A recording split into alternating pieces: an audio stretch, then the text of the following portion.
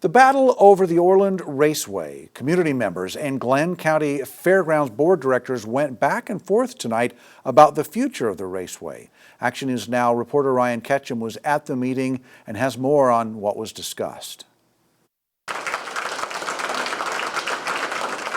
Over 100 people packed in the Fairgrounds Arts and Crafts building, some holding Fair Board unfair signs, and things got contentious.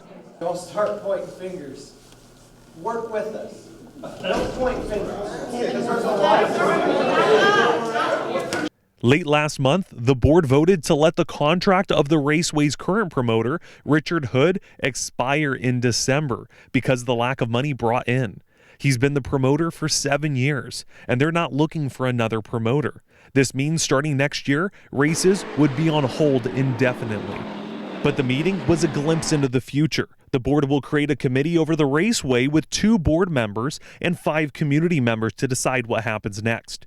Everyone in the crowd, it was so passionate about the Raceway that's been around for decades and say it's a staple to the community.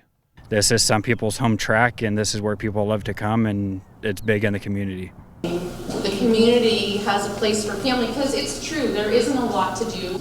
And to lose this as an asset in our community would shatter the fabric that supports what makes America great.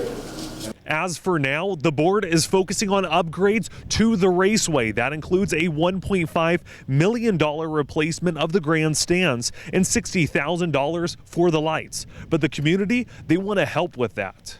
A lot of people are offering volunteer and stuff, and I get it. You guys can't do that for liability reasons. The state of California owns the Glenn County Fairgrounds, so every repair must be approved and every contractor must be vetted by the state. The board will continue to look into grants and other ways to cover the cost of the repairs, but the board says the repairs have to happen before any racing resumes. Reporting in Orland, I'm Ryan Ketchum. Action News Now, coverage you can count on. There is no timetable on when or if racing will return to the Raceway, but the board is willing, they say, to hear more community feedback throughout this time period.